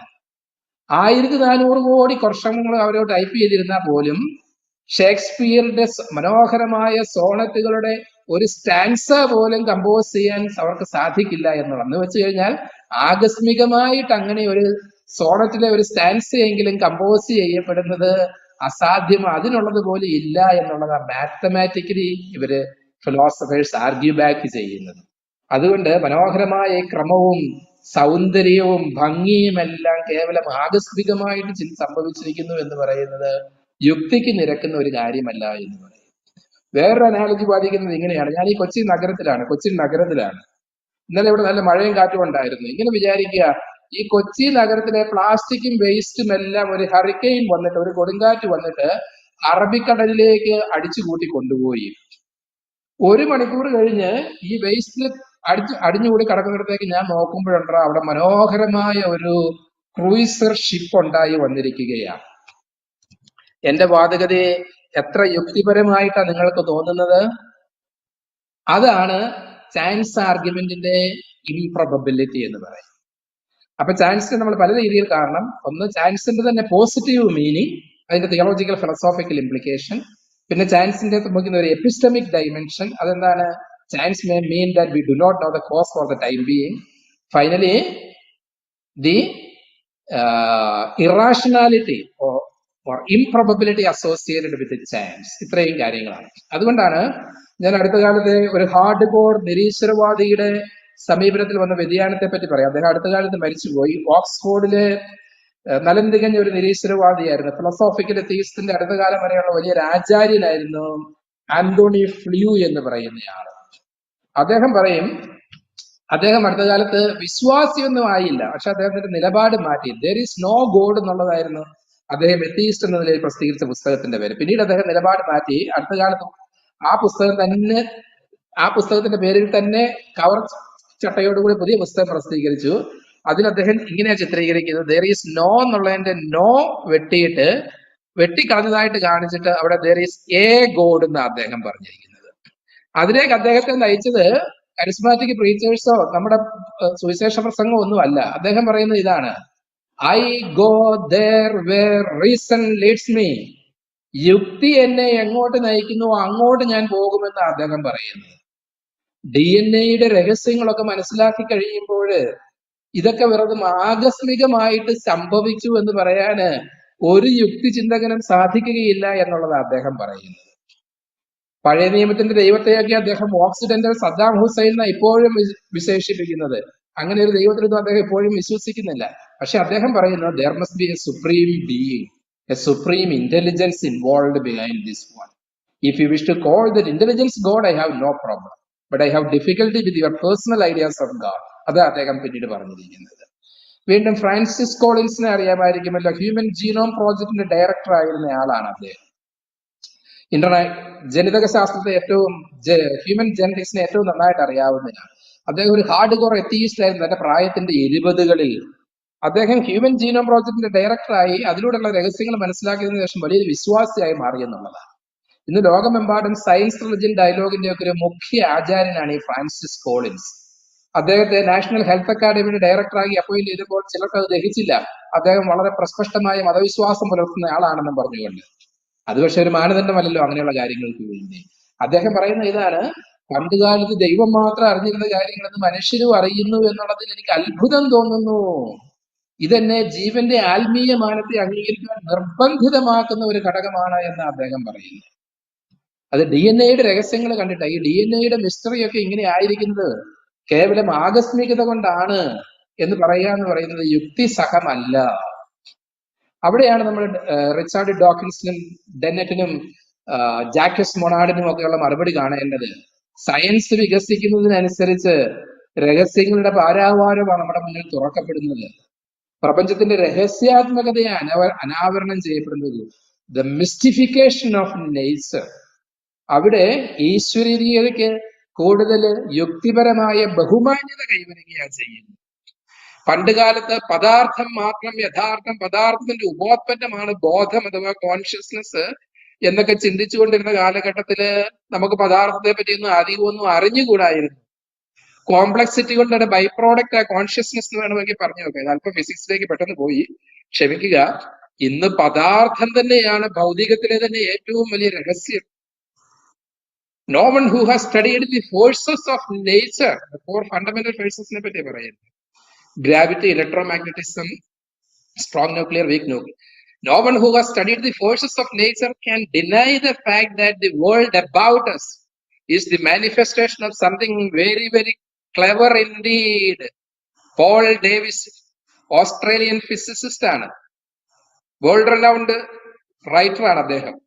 അദ്ദേഹം പറയുന്ന പ്രപഞ്ചത്തിന്റെ ഊർജ വിസ്മയങ്ങളെ പറ്റി പഠിച്ച ആർക്കും ഇതൊരു അതിപ്രജ്ഞയുടെ ആവിഷ്കാരമാണെന്ന വസ്തുത നിഷേധിക്കാനാവില്ല. ആരാണ് ഈ പോൾ ഡേവിസ്? ഫിസിസിസ്റ്റ് ആണെന്ന് മാത്രമല്ല, അദ്ദേഹം ഒരു അഗ്നോസ്റ്റിക് കൂടിയാണ്. ദൈവം ഉണ്ടോ ഇല്ലയോ എന്നറിയാം, ദൈവം ഉണ്ടോ ഇല്ലയോ എന്നുള്ളതല്ല, ദൈവം ആരാണെന്ന് നമുക്ക് അറിയാൻ പറ്റില്ല എന്ന് പറയുന്നയാളാണ്. നോൺ തീയിസ്റ്റ് ആണ് അദ്ദേഹം. പക്ഷെ അദ്ദേഹത്തിന്റെ God and the new physics അദ്ദേഹം പറയുക, ഫിസിക്സിന്റെ ചൂട് പിടിച്ചുകൊണ്ട് അദ്ദേഹം പറയുക, bizarre it might seem, but in my opinion today science offers a surer path to God than religion. ഇന്ന് ദൈവത്തിലേക്ക് മതത്തെക്കാളും കൂടുതൽ സുനിശ്ചിതമായ പാത പ്രദാനം ചെയ്യുന്നത് ശാസ്ത്രമാണെന്ന് അദ്ദേഹം പറയുന്നത് നമ്മുടെ സുവിശേഷാത്മകമായ ഈശ്വരവിശ്വാസമോ ക്രിസ്തുവിന്റെ ആപാനുഭവത്തിൽ അധിഷ്ഠിതമായ ദൈവവിശ്വാസമോ ഒന്നും അല്ല, അത് പേഴ്സണൽ ഗോഡാണ്. പക്ഷെ അദ്ദേഹം പറയുന്നു അങ്ങനെയൊരു മൗലിക സംജ്ഞയെ പറ്റി നമുക്കിന്ന് ശാസ്ത്രത്തിലൊന്ന് നിശ്ചയമായിട്ട് പറയേണ്ടി വരുന്നു എന്നുള്ളതാണ് അദ്ദേഹത്തിന്റെ വിഷയം. ഇതേപറ്റി ക്വാണ്ടം ഫിസിക്സിനെ പറ്റി ഒരുപാട് വിശദമായിട്ട് പറയേണ്ടതാണ്. മതശാസ്ത്ര സംവാദന മേഖലകളൊക്കെ ഗൗരവമായിട്ട് എടുക്കാറുണ്ട്. പക്ഷെ ഇപ്പൊ സമയബന്ധിത ഉള്ളത് കൊണ്ട് ഞാൻ അതേപ്പറ്റി ഇപ്പം അധികം കൂടുതലായിട്ട് വിശദീകരിക്കാൻ പോകുന്നില്ല. ഒന്ന് നമ്മൾ മനസ്സിലാക്കേണ്ടിയിരിക്കുന്നത്, ഡോക്കിൻസിന്റെ ഗോഡ് ഡെലൂഷൻ ആയാലും ഡെന്നറ്റിന്റെ പുസ്തകങ്ങളായാലും, ഡോക്കിൻസ് സയന്റിസ്റ്റ് ആണ്, പക്ഷെ അദ്ദേഹത്തിന്റെ ഗോഡ് ഡെലൂഷൻ പോലെയുള്ള അദ്ദേഹത്തിന്റെ സെൽഫിഷ് ഡീൽ വണ്ടർഫുൾ ബുക്കാണ്. അല്ലെങ്കിൽ ലെറ്റേഴ്സ് ഫ്രം ഈഡൻ, ഒരുപാട് അദ്ദേഹത്തിന്റെ സയന്റിഫിക് പുസ്തകങ്ങളൊക്കെ വളരെ റിനൗണ്ട് ആണ്, റെപ്യൂട്ടഡ് ആണ്. ഞാനും ഒത്തിരി ഇഷ്ടപ്പെടുന്ന കൃതികളാണ്. പക്ഷെ അദ്ദേഹം ദൈവം ഉണ്ടെന്നോ ഇല്ലെന്നോ ഒക്കെ പറഞ്ഞു വരുമ്പോൾ അദ്ദേഹത്തിന്റെ മേഖലയിലേക്ക് പുറത്തു കിടന്ന് അദ്ദേഹത്തിന് ആധികാരികത ഇല്ലാത്ത മേഖലയെ പറ്റി അദ്ദേഹത്തിന്റെ വ്യക്തിഗതമായിട്ടുള്ള ചില മുൻവിധികളും ധാരണകളും യാതൊരു ദാർശനിക മര്യാദകളും പാലിക്കാതെ കൊണ്ട് യുക്തിചിന്തയുടെ സമസ്ത നിയമങ്ങളിൽ ലംഘിച്ചുകൊണ്ട് നടത്തുന്ന ഒരു പ്രഖ്യാപനമായിട്ട് എനിക്ക് തോന്നിയിട്ടുണ്ട്. അതുകൊണ്ടാണ് ടോപ്പ് സ്കോളർലി ഓർഡിനേഴ്സ് ആരും തന്നെ ഡോക്കിൻസിന്റെ പുസ്തകത്തെ ഗൗരവമായിട്ട് എടുക്കാത്തത്. ബെസ്റ്റ് സെല്ലർ എന്ന് പറയുന്നതിന്റെ അർത്ഥം നമുക്കറിയാം, ഇത്രയേ ഉള്ളൂ, പോപ്പുലാരിറ്റിയുടെ മാനദണ്ഡം എന്നാണ് എന്ന് പറയുന്നത്. It's a kind of atheology basically എന്ന് പറയുന്നത്. അതുപോലെ ഡെന്നറ്റിന്റെ ഫിലോസോഫിക്കൽ ആർഗ്യുമെന്റ്, ഡാനിയൽ ഡെന്നറ്റ് ഞാൻ അധികം വിശദമായിട്ട് ചർച്ച ചെയ്തില്ല, ഫിലോസോഫിക്കൽ ഓതറാണ്. പക്ഷെ അദ്ദേഹത്തിന്റേതും ഫിലോസോഫിക്കൽ ആർഗ്യുമെന്റുകളാണ്, എവിഡൻസ് ഡ്രിവൺ ആർഗ്യുമെന്റുകളല്ല അദ്ദേഹത്തിന്റെ എന്നുള്ള വിമർശനങ്ങൾ അദ്ദേഹത്തിനെതിരെ ശക്തമായിട്ടുണ്ട്. ഓബ്രി മൂർ എന്ന് പറയുന്ന ഒരു സയന്റിസ്റ്റും ഫിലോസഫർ ഡാർവിനിസത്തെ പറ്റി പറയുന്നത് ഇങ്ങനെയാണ്: ഒരു കാലത്ത് പഴുതുകളുടെ ദൈവമായിട്ട്, ഗോഡ് ഓഫ് ദ ഗ്യാപ്സ് ആയിട്ട് ശാസ്ത്രത്തിൽ ദൈവം അതിജീവിക്കപ്പെട്ടിരുന്നു. പക്ഷെ ഈ പഴുതുകളുടെ ദൈവത്തെ ശാസ്ത്രം ഒന്നിനൊന്നിന് രംഗത്ത് നിന്ന് നിഷ്കാസനം ചെയ്തുകൊണ്ടിരുന്നപ്പോൾ ഭാഗ്യവശാൽ പരിണാമ സിദ്ധാന്തം കടന്നു വരികയും ദൈവത്തെ എല്ലായിടത്തുമായിട്ട് പ്രതിഷ്ഠിക്കുകയും ചെയ്തു എന്നുള്ളതാണ്. നേരത്തെ പഴുതുകളിൽ മാത്രമേ ഉണ്ടായിരുന്നുള്ളൂ. ശാസ്ത്രത്തിന് വിശദീകരിക്കാൻ സാധിക്കാത്ത പഴുതുകളിൽ നമ്മൾ കൊണ്ട് ദൈവത്തെ ഇടും. അല്ല, ഇന്ന് ദൈവം ശാസ്ത്ര പ്രപഞ്ച ദർശനത്തിലെടുത്ത് ദൈവം എല്ലായിടത്തും ആയിരിക്കുന്നു എന്നാണ് പറയുന്നത്. അതുകൊണ്ട് Darwinism appeared and under the disguise of A form did the work of a friend എന്ന ഓബ്രി മൂറിന്റെ വാദം. ഒരു ശത്രുവിന്റെ വേഷം ധരിച്ച് ഒരു മിത്രത്തിന്റെ സംഭാവന ചെയ്യുകയാണ് പരിണാമ സിദ്ധാന്തം ചെയ്യുന്നത്. ഇത്രയും ഞാൻ ബയോളജിക്കൽ എവല്യൂഷണറി സയൻസിൽ നിന്ന് ക്വാണ്ടം ഫിസിക്സ് ചെയ്യാൻ അല്പമായിട്ടൊന്ന് ടച്ച് ചെയ്തു എന്ന് മാത്രം. Materialism, the mystification of matter, the reenchantment of matter, the energization of matter, to some extent there are physicists argue, ക്ഷമിക്കണം, ഇങ്ങനെ വാദിക്കുന്ന ഭൗതിക ശാസ്ത്രജ്ഞർ തന്നെയുണ്ട്. കോൺഷ്യസ്നെസ് ഈസ് പ്രൈമറി എന്ന്. ബെർണഡ് ഡെസ്പാഞ്ഞ, ഫ്രഞ്ച് ഫിസിസിസ്റ്റ് ആണ്, reality and the physicist. Probably അദ്ദേഹം പറയുന്നതാണ്, matter itself may have been carved out of consciousness. ഇത് നമ്മുടെ ഇന്ത്യൻ ഫിലോസഫി, ഹിന്ദു മിസ്റ്റിസിസവുമായിട്ട് ഒത്തിരി ചേർന്ന് പോകുന്ന ഒരു കാഴ്ചപ്പാടാണ്. ആദിയിലെ ഉണ്ടായിരുന്നത് ബോധമണ്ഡലമാണ്. അതിൽ നിന്നുണ്ടാകുന്ന സാന്ദ്രീകരണമാണ്, ബോധം ഘനീഭവിച്ചതാണ് മാറ്റർ എന്നുള്ളത്. 100% സയന്റിഫിക് ആയിട്ടുള്ള വാദമൊന്നുമല്ല, പക്ഷെ ആ രീതിയിലേക്ക് ഒത്തിരി ശാസ്ത്ര മേഖലകളിൽ നിന്ന് വിരൽ ചൂണ്ടുന്നുണ്ട്. മാറ്ററുടെ തന്നെ രഹസ്യാത്മകതയായിരുന്നു അത് ആധുനിക ഭൗതികം തന്നെ പറയുന്നു. ഭൗതികത്തിന്റെ ചുവട് പിടിച്ചുകൊണ്ടാണ് ഞാൻ പോൾ ഡേവിസിന്റെ പ്രസ്താവനയെ നേരത്തെ ഉദ്ധരിച്ചത്. Physics offers a surer path to God than religion എന്ന് അദ്ദേഹം പറഞ്ഞു വരുന്നു. ഓക്കെ, അത്രയും എവല്യൂഷണറി ബയോളജിയെ പറ്റിയും ഫിസിക്സിനെ പറ്റിയും. അല്പം കോസ്മോളജിയിലേക്ക് നമുക്ക് പ്രവേശിക്കാം. ഞാൻ കാൾ സേഗനെയൊക്കെ ഉദ്ധരിച്ചിരുന്നുവല്ലോ തുടക്കത്തില്. Universe can replace God as the object of reverence. ഞാൻ അദ്ദേഹത്തോട് ഭാഗികമായിട്ട് യോജിക്കും. ദൈവത്തിനെ പകരം വെക്കുന്നു എന്നുള്ളതല്ല, ഈ പ്രപഞ്ചം അത്രമാത്രം ഡിവൈനായി മാറിയിരിക്കുന്നു എന്നുള്ള രീതി. ജെയിംസ് വെബ് ടെലസ്കോപ്പിന്റെ പിക്ചറുകളൊക്കെ നമ്മൾ കാണുമല്ലോ. കാവ്യാത്മകമായിട്ടല്ലാതെ നമ്മളെ മിസ്റ്റിക്കിനെയും കവിയെയും ദാർശനികനെയും ഒക്കെ ഉണർത്താതെ കൊണ്ട് നമുക്കതൊന്നും വായിക്കാതെ കാണാൻ സാധിക്കുകയില്ല. അറിയാതെ ഉണർന്നു പോകും നമ്മളിലെ മിസ്റ്റിക്കും പോയറ്റും ഒക്കെ ഈ പ്രാപഞ്ചിക രഹസ്യങ്ങളൊക്കെ മനസ്സിലാക്കി കഴിഞ്ഞു കഴിയും. അതുകൊണ്ട് അതിന്റെ വിശദാംശങ്ങളിലേക്ക് ഒന്നും പോകുന്നില്ല, നമുക്ക് പല വിഷയങ്ങൾ ടച്ച് ചെയ്യേണ്ടതുണ്ട്. കോസ്മോളജിയിൽ പൊതുവെ കണക്കാക്കപ്പെടുന്നത് ലോകത്തിന്റെ ഉത്ഭവവുമായിട്ട് ബന്ധപ്പെട്ടാണ് ദൈവം ഉണ്ടോ ഇല്ലയോ എന്നുള്ള വാദഗതികൾ. അതുകൊണ്ട് ഇന്ന് ലോകത്തിന്റെ ഉത്ഭവത്തെ പറ്റി രണ്ട് സിദ്ധാന്തം. ഒന്ന്, ലോകത്തിന് ഉത്ഭവമേ ഇല്ല എന്ന് വാദിക്കുന്ന കൂട്ടരുണ്ട്. നമ്മുടെ പ്രശസ്തനായ സ്റ്റീഫൻ ഹോക്കിംഗ്, അടുത്ത കാലത്ത് മരിച്ചുപോയ വിഖ്യാതനായ ശാസ്ത്രജ്ഞനായിരുന്നു. അദ്ദേഹത്തിന്റെ കാഴ്ചപ്പാടിൽ പ്രപഞ്ചം ഇറ്റേണലാണ്, ആരംഭമേ ഇല്ല, ഇറ്റേണലാണ്. ആരംഭമില്ലെങ്കിൽ പിന്നെ ആരംഭകന്റെ ആവശ്യം എന്നതാണ്. Therefore there is no place for God. What place then for a creator? അതാണ് അദ്ദേഹത്തിന്റെ A brief history of time എന്നുള്ള പുസ്തകത്തിൽ അദ്ദേഹം ആവർത്തിച്ച് ചോദിക്കുന്ന ചോദ്യം. ആ പുസ്തകത്തിന് പ്രിഫേസ് എഴുതിയിരിക്കുന്നത് കാൾ സേഗനാണ്. ഓക്കെ, അതിൽ അദ്ദേഹം ഇതിനൊരു കാരണമുണ്ട്. കാരണം അദ്ദേഹം ബിഗ് ബാങ് ആണ് ഇന്ന് ലോകത്തിന്റെ ഉത്ഭവത്തെ സംബന്ധിക്കുന്ന മുഖ്യ സിദ്ധാന്തം. അദ്ദേഹം ബിഗ് ബാങ്ങിനെ മാറ്റി വെച്ചിട്ട് വേറൊരു രീതിയിലുള്ള സിദ്ധാന്തം കൊണ്ടുവന്നിരിക്കുകയാ. ഏതാണ്ട് ഉത്ഭവം ഏതാണ്ട് വി പോലെയല്ല, യു പോലെ ഉണ്ടായി വരുന്നത്, ഒരു സർക്കിള് പോലെ. സർക്കിളിന് ആരംഭവും അവസാനവും ഇല്ലാത്തതുപോലെ പ്രപഞ്ചത്തിന്റെ സ്പേസിനും ടൈമിനും ബൗണ്ടറി ഇല്ലാത്ത ഒരു സ്ഥിതിവിശേഷം അദ്ദേഹം വളരെ ട്രിക്കി ആയിട്ട് ചെയ്തു വെച്ചിരിക്കുകയാണെന്നാണ് ചിന്തകർ പറയുന്നത്. മാത്തമാറ്റിക്കൽ ട്രിക്ക് ആണത്. അത് ശരിയാണ് ലോജിക്കലി പറഞ്ഞു കഴിഞ്ഞാൽ. Mathematical trick works, but when applied to reality it doesn't. കാരണം അവിടെ ഒരുപാട് സയന്റിഫിക് ഫിക്ഷൻസ് അദ്ദേഹം ഇൻവോക്ക് ചെയ്യുന്നു. Many worlds interpretation of quantum physics, അത് ഇതുവരെ വേണ്ടത്ര അംഗീകരിക്കപ്പെടുന്ന ഒരു കാര്യമല്ല. വീണ്ടും റിലേറ്റിവിറ്റി തിയറിയും ക്വാണ്ടം തിയറിയും അദ്ദേഹം മേർജ് ചെയ്യുന്നുണ്ട്. ഇതുവരെ ശാസ്ത്രത്തിന് സാധിക്കാത്ത കാര്യം. വീണ്ടും അദ്ദേഹം ഇമാജിനറി ടൈം കൊണ്ടുവരും. പിന്നീട് പറയും ഇമാജിനറി ടൈം തന്നെയാണ് റിയൽ ടൈം എന്ന് പറഞ്ഞു വരും. ഇങ്ങനെയുള്ള ശാസ്ത്രീയ ദാർശനിക പ്രശ്നങ്ങൾ ഡോക്കിൻസിന്റെ കൃതിയിൽ ഒരുപാടുണ്ട്. അതുകൊണ്ടാണ് ഡോക്കിൻസിന്റെ പുസ്തകത്തെ പറ്റി പഠിച്ച ഇന്റർനാഷണൽ എത്തിയിസ്റ്റിക് സൊസൈറ്റിയുടെ പ്രസിഡന്റ് തന്നെ പറയുന്നത് എന്താണ്, പാശ്ചാത്യ തത്വചിന്തയിലെ നിരീശ്വരവാദത്തിന്റെ ചരിത്രത്തിലെ ഏറ്റവും ദുർബലവും മോശവുമായ വാദഗതിയാണ് ഹോക്കിങ്ങിന്റെ വാദം, ബ്രീഫ് ഹിസ്റ്ററി ഓഫ് ടൈമിലെ. അതുകൊണ്ട് ഹോക്കിങ്ങിനെ പ്രതിരോധിച്ച് ഞാൻ എന്റെ ശ്രോതാക്കളുടെ സമയം, വായനക്കാരുടെ സമയം പാഴാക്കില്ല എന്നാണ് ഇന്റർനാഷണൽ എത്തിയിസ്റ്റിക് സൊസൈറ്റിയുടെ പ്രസിഡന്റ് തന്നെ പറഞ്ഞിരിക്കുന്നത്.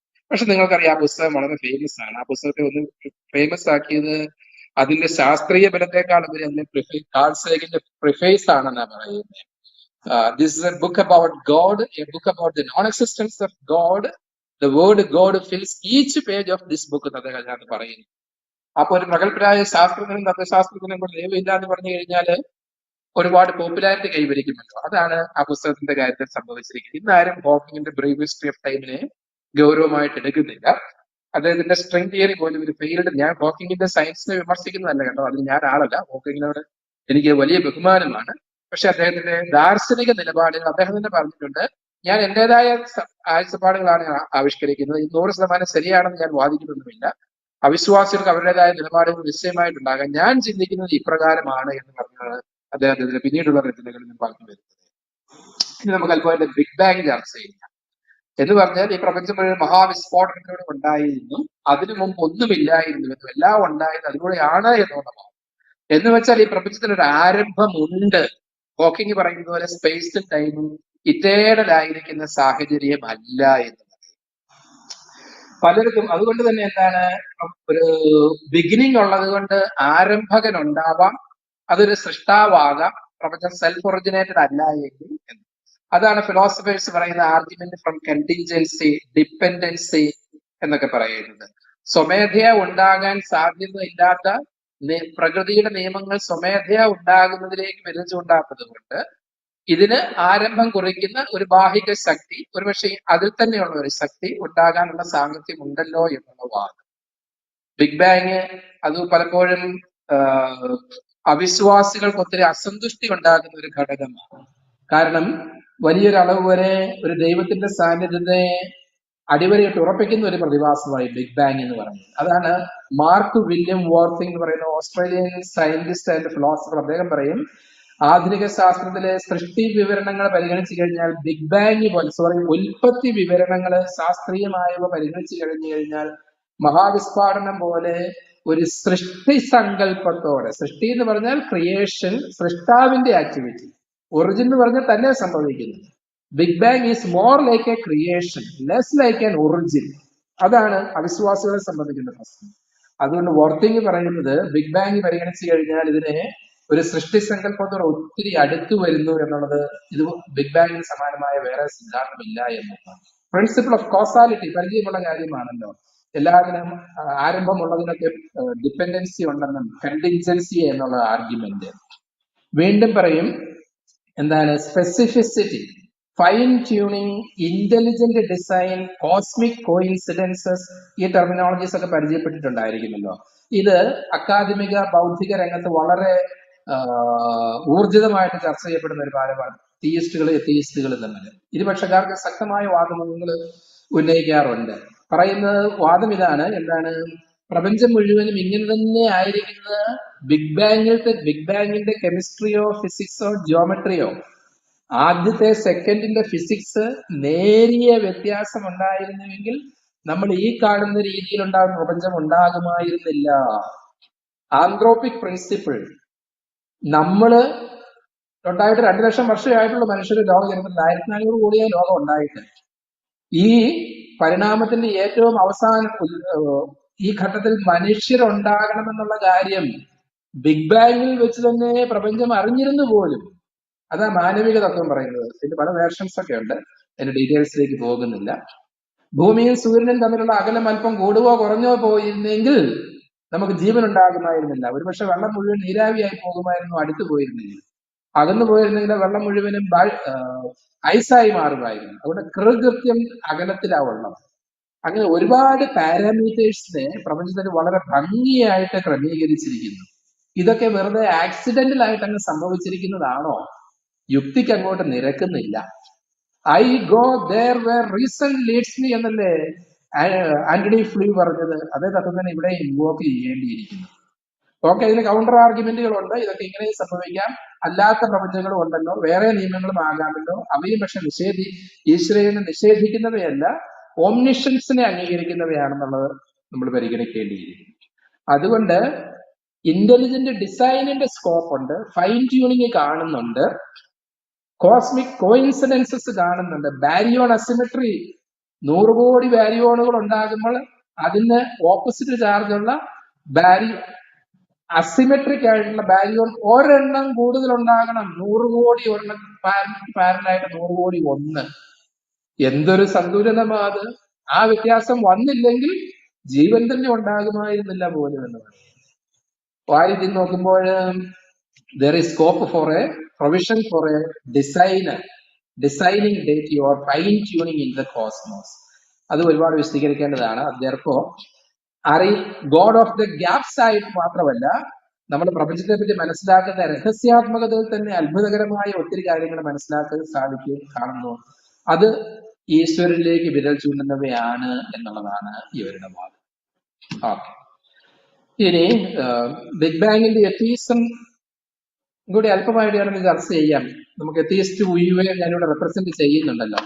എത്തീസ്റ്റുകളുടെ മുഖ്യവാദം ഇതാണ്: എല്ലാ സിസ്റ്റത്തിനും അതിന്റെ പരിമിതികളുണ്ട്, മനുഷ്യനും അതിൻ്റെതായ പരിമിതികളുണ്ട്, നമ്മുടെ എക്സ്പെരിമെന്റൽ ടൂളുകൾക്കും അതിൻ്റെതായ പരിമിതികളുണ്ട്. അതുകൊണ്ട് ഭാവിയിൽ പുതിയ ഉപകരണങ്ങളൊക്കെ വന്നു കഴിയുമ്പോൾ നമുക്ക് ഈ സിസ്റ്റത്തിന്റെ പരിമിതികളെ ഒഴിവാക്കാൻ സാധിക്കുകയും പ്രപഞ്ചത്തിന്റെ ഉത്ഭവത്തിന് അതിൽ തന്നെ നല്ല ഒരു വിശദീകരണം, ഇൻട്രിൻസിക് ആയിട്ടൊരു വിശദീകരണം കൊടുക്കാനും സാധിക്കും. നല്ല കാര്യം. അതിന് മറുപടി എനിക്കൊരു വിയോജിപ്പുമില്ല. ശാസ്ത്രം വികസിക്കണമെന്നും ഈ പ്രപഞ്ചത്തിന്റെ ഉത്ഭവത്തെ ശാസ്ത്രം ഭംഗിയായിട്ട് വിശദീകരിക്കണമെന്നും എന്റെയും ആഗ്രഹം. പക്ഷേ അത് സൃഷ്ടാവിന്റെ ആവശ്യകതയെ നിരാകരിക്കുകയല്ല, സൃഷ്ടാവിന്റെ മുഖം ഒന്നുകൂടി തേജോമയമാക്കി തീരുകയേ ഉള്ളൂ. അറിവില്ലായ്മയിലല്ല, അറിവിലാണ് നമ്മൾ ദൈവികതയെ അറിയേണ്ടത് എന്നുള്ളതാണ് എന്റെ പക്ഷം. അറിയുന്തോളം അത്ര അധികമായിട്ട് പ്രപഞ്ചം അത്ഭുതകരമായിട്ട് മാറുകയാണ്. അതാണ് സ്റ്റീവൻ വെയിൻബർഗ് എന്ന് പറഞ്ഞ റെനൗണ്ട് അസ്ട്രോണമർ ഉണ്ട്. അദ്ദേഹം പറയുമായിരുന്നു, the more we understand the universe become pointless എന്ന് പറഞ്ഞാൽ മനസ്സിലാക്കും തോറും ഇത് വല്ലാത്ത ഒരു സമസ്യയായിട്ട് മാറും, ഇതിനൊരു അർത്ഥവും ഇല്ല എന്നുള്ളൊരു തോന്നലാണ്. ജോർജ് ഗോയിൻ അതിനൊരു മറുപടി കൊടുക്കുന്നുണ്ട്. അദ്ദേഹം ഒരു റെനൗണ്ട് അസ്ട്രോണമറാണ്. അദ്ദേഹം പറയുന്നതാണ്, the universe is pointless for those who have no point എന്നാണ് അദ്ദേഹം പറഞ്ഞിരിക്കുന്നത്. അതായത് സൃഷ്ടിയുടെ വൈവിധ്യം മനസ്സിലാക്കി ഇതിന്റെ ഉത്ഭവത്തിന്റെ അന്തർധാരകൾ മുഴുവനും ശാസ്ത്രീയമായിട്ട് മനസ്സിലാക്കാൻ സാധിച്ചു കഴിഞ്ഞാൽ അത് സൃഷ്ടാവിന്റെ സാങ്കത്യത്തെ ഒന്നുകൂടി അടിവരയിട്ട് ഉറപ്പിക്കുകയുള്ളൂ, നിഷേധിക്കുന്നതിനേക്കാൾ ഉപരിയായിട്ട്. അതുകൊണ്ട് പേര് വിട്ടുപോയി, അത് ഒരു തിയോളജിനും ശാസ്ത്രജ്ഞർ നൂറ്റാണ്ടുകളായിട്ട് തങ്ങളുടെ അറിവിന്റെ കൊടുമുടികളെ കീഴടക്കുവാനായിട്ട് ശ്രമിച്ചുകൊണ്ടിരിക്കുകയായിരുന്നു. ശാസ്ത്രം ഇതാ അവസാനത്തെ കൊടുമുടിയിലേക്ക് ശാസ്ത്രജ്ഞർ കാലെടുത്ത് വെക്കുമ്പോൾ അവിടെ അവരെ സ്വാഗതം ചെയ്യുന്നത് നൂറ്റാണ്ടുകൾക്ക് മുൻപ് തന്നെ അവിടെ ഇരിപ്പുറപ്പിച്ച ഒരുപറ്റം ദൈവശാസ്ത്രജ്ഞന്മാരാകുന്നു എന്ന് പറഞ്ഞാൽ ശാസ്ത്ര ഗവേഷണങ്ങളൊക്കെ ആത്യന്തികമായിട്ട് ദൈവശാസ്ത്രം നൂറ്റാണ്ടുകളായിട്ട് താലോലിച്ചുകൊണ്ടിരിക്കുന്ന അഥവാ ചുരുളഴിക്കാൻ പരിശ്രമിച്ചുകൊണ്ടിരിക്കുന്ന മേഖലകളിലേക്കായിരിക്കും കൊണ്ടുചെന്ന് മാനവരാശിയെ എത്തിക്കുക എന്നുള്ളതാണ് അദ്ദേഹത്തിന്റെ പക്ഷം എന്ന് പറയുന്നത്. അത് വെറും ഒരു സ്പെക്കുലേറ്റീവ് എവാഞ്ചലിക്കൽ പോയിന്റ് ആയിട്ട് കണക്കാക്കാൻ വയ്യ. യുക്തിപരമായിട്ട് അത് കൂടുതൽ സാങ്കത്യം വ്യക്തിപരമായിട്ട് എനിക്ക് അനുഭവപ്പെട്ടിരിക്കുന്നത് എന്നുള്ളത് ഞാനിവിടെ പറയുവാൻ ആഗ്രഹിക്കുകയാണ്. വീണ്ടും എനർജിയുമായിട്ട് ബന്ധപ്പെട്ടുള്ള ഒരുപാട് വാദഗതികളുണ്ട്. അപ്പൊ എപ്പിസ്റ്റമിക് ഇൻഹെറന്റ് ലിമിറ്റ്സ് എന്ന് പറയുന്നത്. വീണ്ടും എത്തിയിസ്റ്റുകളുടെ ഒരു വാദമാണ് the theory dependence of the beginning എന്ന് പറഞ്ഞു കഴിഞ്ഞാൽ ആദിയിൽ എങ്ങനെ സംഭവിച്ചു എന്നുള്ളത് നമ്മൾ ഇപ്പം നമുക്കറിയാവുന്ന തിയറി വെച്ചുകൊണ്ടല്ലേ പറയുന്നത് എന്നുള്ള വാദം. ആ വാദവും വാലിഡാണ്. ആദിയിലെ സമയം, ബിഗ് ബാങ്ങിലെ സമയം എന്ന് പറയുന്നത് നമ്മൾ ഇപ്പോൾ വിചാരിക്കുന്ന സമയമായിരിക്കണമെന്നില്ല. എത്തിയിസ്റ്റുകൾ ആ വാദം ഉന്നയിക്കുന്നത് ശരിയാണെന്ന എന്റെ കാഴ്ചപ്പാട്. അത് ലോജിക്കലാണ് ആർഗ്യുമെന്റ്. കാരണം ഇന്നുള്ള സമയമായിരിക്കണമെന്നില്ല അന്നത്തെ സമയം. അതുകൊണ്ട് ഇന്നത്തെ സമയത്തിന്റെ ആരംഭം ഉള്ളത് കൊണ്ട് സമയത്തിന് ആരംഭം ഉണ്ടതുകൊണ്ട് പറയാൻ വയ്യല്ലോ. ഒന്ന്, അതൊരു ഫാന്റസി മാത്രമാണെന്നുള്ളത് മനസ്സിലാക്കുക. ആ ചോദ്യം വാലിഡാണ്. എന്നാലും അതൊരു സ്പെക്കുലേറ്റീവ് വാദമാണ്. അത് അംഗീകരിച്ചുകൊണ്ട് തന്നെ നമുക്ക് പറയാൻ സാധിക്കും അതും ഈശ്വര നിഷേധത്തിലേക്കുള്ള സൂചനയല്ല. നേരെ മറിച്ച് സമയത്തിന്റെ ഇതര സാധ്യതകള്, സമയത്തിന്റെ നാനോന്മുഖമായ സ്വഭാവങ്ങള് നമ്മള് വിശ്വാസികൾ വിശ്വസിക്കുന്ന അതിസ്വാഭാവിക യാഥാർത്ഥ്യത്തിന്റെ ഓംനിഷ്യൻസിലേക്ക്, അപാരതയിലേക്ക് വിരൽ ചൂണ്ടുകയേ ഉള്ളൂ. വേറെ സമയത്തിന്റെ നിയമങ്ങൾ ഫോളോ ചെയ്യുന്ന വേറെ പ്രപഞ്ചങ്ങൾ തന്നെ ആകാമല്ലോ.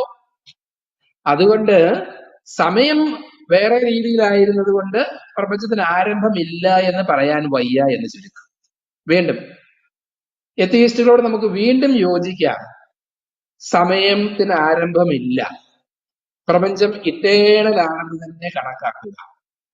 അപ്പോൾ സമയത്തിനും പ്രപഞ്ചത്തിനും ആരംഭം കൊടുത്ത ഒരു ദൈവത്തിന്റെ ആവശ്യമുണ്ടോ? ഇല്ല എന്ന് പ്രത്യക്ഷത്തിൽ തോന്നും. പക്ഷെ അങ്ങനെയല്ല.